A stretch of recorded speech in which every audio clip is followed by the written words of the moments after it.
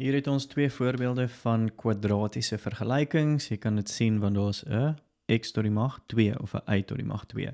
So die eerste stap het ons gesê as ons 'n kwadratiese vergelyking sien, moet ons dit gelykstel aan 0 en jy gebruik nou net jou vergelyking reëls. So in hierdie geval gaan ek 81 aan albei kante aftrek of die 81 is positief aan hierdie kant en ek gaan nou oorvat oor die is gelyk aan en hy gaan 'n minus 81 word.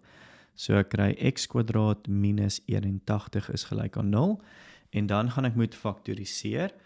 So weer eens, dis stap 2 wat jy moet onthou. Hierso is die verskil van vierkante.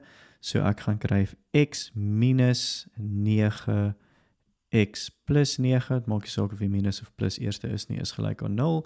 En nou sien ons daai vreemde verskynsel wat hier is een ding wat gemaal word met 'n ander ding en my antwoord is 0. So ek gaan twee antwoorde hê. Ek gaan of kry x minus 9 is gelyk aan 0 of x plus 9 wat ek al in hierdie hakkie is gelyk aan 0. Ek kan hierdie nou oplos as 'n gewone lineêre vergelyking waar ek die x aan die een kant kry en die getalle aan die ander kant.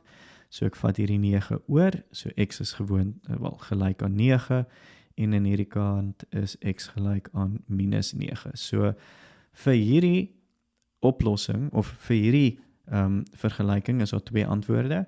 As ek 9 in x se plek sou invervang, sal ek sien 9 mal 9 is 81, so 9 sou werk.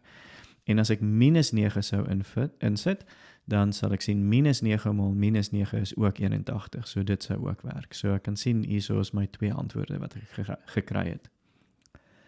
Ok, hier is 'n ander voorbeeld, weer eens 'n kwadratiese vergelyking, so ek moet dit gelykstel aan 0, so ek hou die y kwadraat hierso, en ek bring hierdie minus 4y oor, en dis nou gelyk aan 0, want ek het dit oorgebring, daar is niks meer oor aan die ander kant nie. Hierdie moet ek nou faktoriseer. So ek sien hier is 'n y wat gemeenskaplik is, so ek kan die y uithaal en wat oorbly is y minus 4 en dis gelyk aan 0. So hierso het ek twee faktore, weer eens, twee goed wat gemaal word. Dis nou nie twee hele hakkies soos in hierdie geval nie, dis nou 'n y gemaal met 'n hakkie. So in hierdie geval het ek of hierdie y moet 0 wees, want as daai y gelyk is aan 0, dan maak dit nie saak wat hier binne is nie. Dit gaan 0 wees op die einde.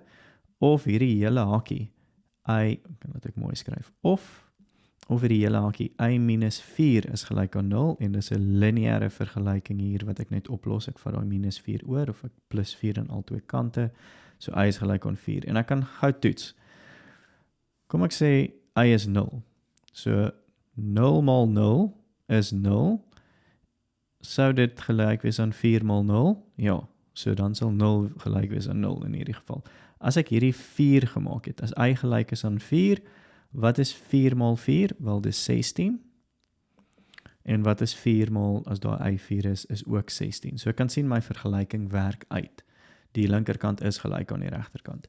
Of in hierdie geval, as ek net kyk na y is gelyk aan 0, as ek 'n 0 hier in vervang, dan kry ek 0 mal, hierdie ding gaan wees minus 4, en maak nie saak wat ek maal nie, 0 mal enigiets is 0, so dit gaan werk.